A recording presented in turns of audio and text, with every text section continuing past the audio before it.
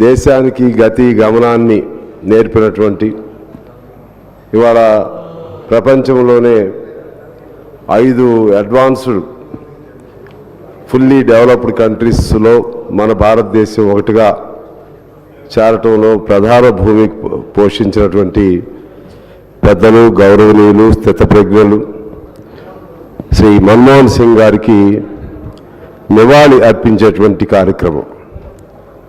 ఇక్కడ ఇటువంటి పవిత్రమైనటువంటి ఈ సందర్భాన్ని వ్యక్తిగత అంశాలతోనో లేకపోతే ఇతర వివాదాస్పద రాజకీయ అంశాలతోనో ముడిపెట్టడం అనేది ఇది సాంప్రదాయం కాదు. వాజ్పేయి గారు లాంటి వాళ్ళైనా లేకుంటే ఇంకా పెద్ద స్థాయిలో ఉన్నటువంటి వాళ్ళైనా సరే, జాతీయ స్థాయిలో ఉన్నవాళ్ళైనా సరే, నాకు తెలిసి ఇటువంటి సంతాప సభల్లో మరొక అంశాన్ని జోడించి మాట్లాడినటువంటి ఘటన నేను ఎక్కడ చూడలేదు. ఇది మొదటిసారిగా నేను చూస్తూ ఉన్నాను.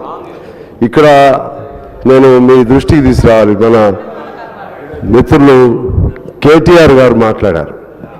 కేటీఆర్ గారు ఎంత డిగ్నిఫైడ్గా సభా సాంప్రదాయాలకు అనుగుణంగా నివాళి అర్పణలో భాగంగా చాలా చక్కగా హుందాగా చెప్పారు. ఈ సభని అంతమేరకు ఉపయోగించుకోవాలి. ఈ సభలో మన గౌరవాన్ని చాటాలి. వేరే వేరే అంశాల జోలికి మనం వెళితే ఇది మన్మోహన్ సింగ్ గారికి నివాళి అర్పించే కార్యక్రమం కాదు. రాజకీయాలకు మరలా దీన్ని కూడా వేదికగా చేసుకునేటువంటి ఒక కార్యక్రమం అవుతుంది. ఇది మన్మోహన్ సింగ్ గారికి గౌరవం అందించదు, ఆయనకు శోభ చేకూరదు. ఆయనకి ఆత్మ అంటున్నారు కదా, మేమైతే ఆత్మను నమ్మం. కానీ ఇటువంటి భాషల వల్ల, ఇటువంటి వివాదాల వల్ల ఆయన ఆత్మ క్షోభిస్తుంది. ఇది నేను మీ దృష్టికి తీసుకొస్తున్నాను. ఈనాడే కాదు, మరి ఏనాడైనా సరే ఇటువంటి నివాళి అర్పణ కార్యక్రమంలో ఒక సాంప్రదాయాల్ని, అలాగే పరమపదించినటువంటి ఒక మహోన్నత వ్యక్తి గురించి ఆయనలో ఉన్న గొప్పతనాన్ని మనం చెప్పాలి తప్పితే, ఒకవేళ పొరపాటున ఆయనలో లోపాలు ఏదైనా ఉన్నా సరే అటువంటి వాటిని కూడా ప్రస్తావన చేయకూడదు. అనేక వేదికలు బయట ఉంటాయి, ఆ వేదికల మీద మనం మాట్లాడుకోవచ్చు.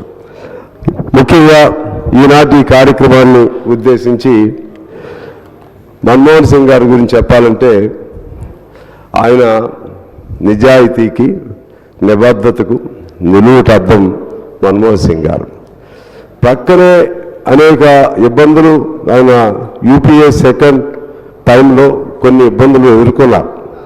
కొన్ని ఎందుకంటే ఈ పార్ట్నర్సు, ఎలైడ్ పార్టీసు, దానివల్ల కొన్ని ఇబ్బందులు వచ్చినా ఆయన ఒక ధవళ వస్త్రంలాగా, ఒక మచ్చ పక్కన ఎన్ని మచ్చలు వచ్చినా సరే తన వంటిపైన ఒక్క మచ్చ కూడా లేనటువంటి అటువంటి పెద్ద సమస్యల కాలంలో కూడా మన్మోహన్ సింగ్ గారిని వేలెత్తి చూపెట్టేటువంటి ఒకళ్ళిద్దరు చూపెట్టినా భారతదేశ ప్రజానికి మొత్తం కూడా మన్మోహన్ సింగ్ గారి నిజాయితీని, ఆయనకున్నటువంటి నిబద్ధతను శంకించలేదు అని అంటేనే మన్మోహన్ సింగ్ గారు వ్యక్తిత్వం ఏమిటో మనకి అర్థమవుతుంది అధ్యక్ష.